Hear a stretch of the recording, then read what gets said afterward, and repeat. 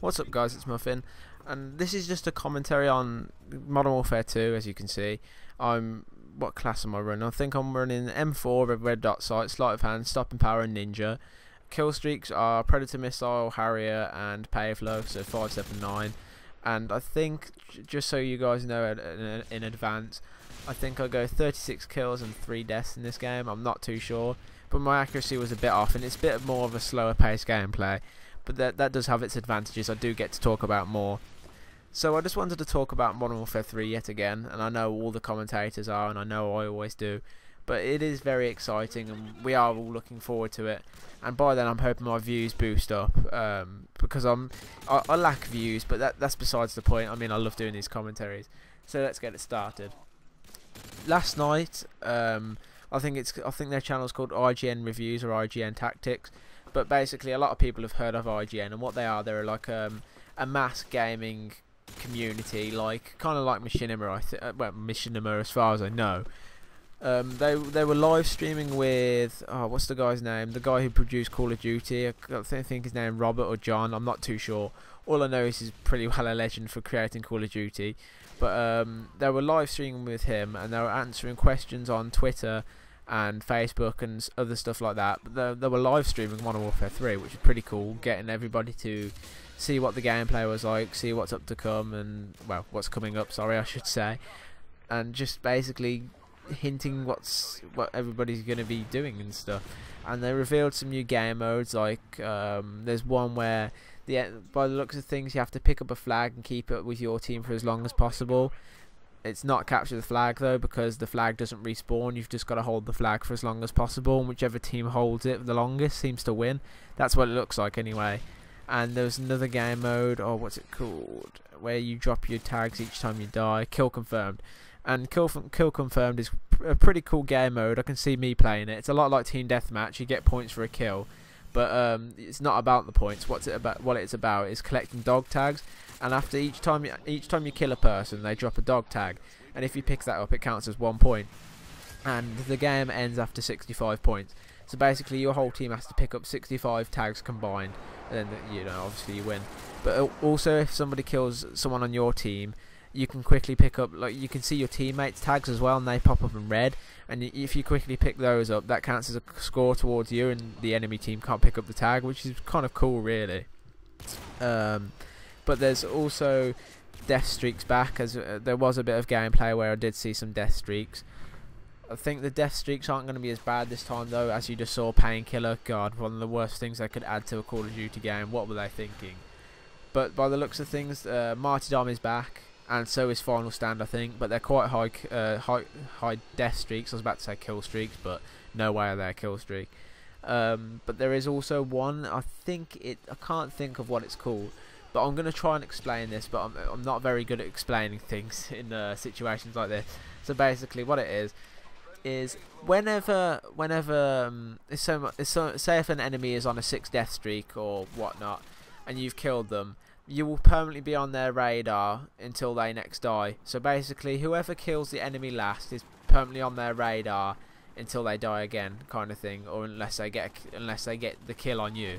I mean, this is kind of fair enough, but it's also kind of frustrating. Say if you're one off your what's a high kill streak in that, Osprey Gunner or whatever it's called, which is like an 18 kill streak. You're one off that, and you're running around, but the enemy that you've just killed before can permanently see you on the radar. I think that's kind of unfair. I mean, because it's not going to happen often, obviously, but it's going to happen at some point. It's going to happen to some people, and it's going to be pretty frustrating. But fair play to them for making a big effort on making the kill streaks more balanced. The death streaks more balanced and more fair. So what I'll do in the description below, I'll post a link to a lot of the gameplay, because a lot of people recorded it while it was live streaming, just for everybody else to see, which is pretty cool. And I watched it all this morning, and yeah, there's a lot of new guns.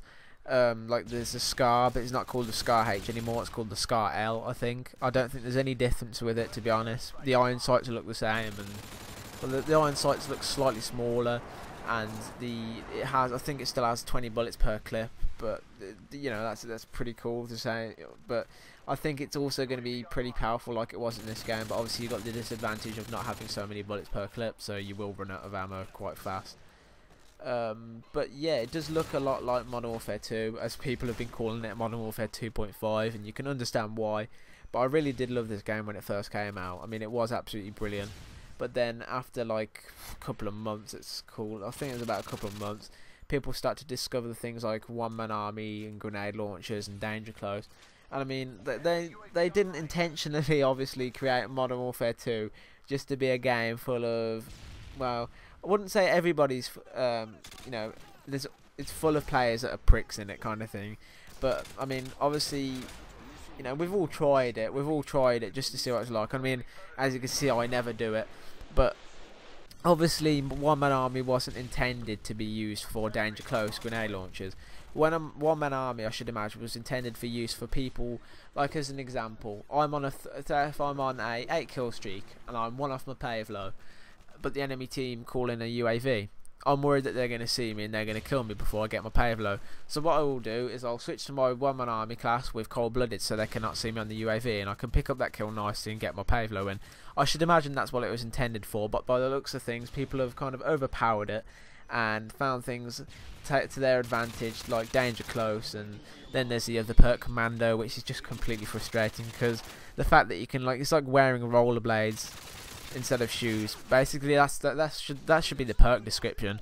Instead of wearing shoes, you wear rollerblades and roll into people really fast with a knife. Because you can't bring a knife to a gunfight. You cannot win with a knife unless you're like Bruce Lee or something. You can like throw the knife at the bullet or some shit.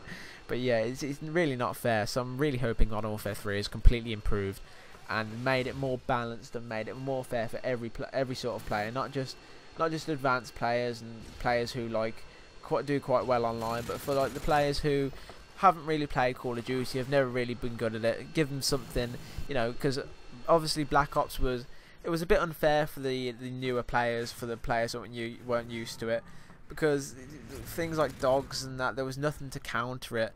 But obviously things like Chopper Gunner and that, Chopper Gunner was just like destroyable so easy, and people would ghost, and you know. But I'm not even going to go into that issue because it starts to wind me up and I start to moan then. So this gameplay is pretty well coming to an end now. Let me just have a look and see what I went, if the scoreboard does pop up. I'm pretty sure it was 36-3. I can't really see, but I hope you enjoyed this final kill from this random guy in the lobby. It was pretty epic.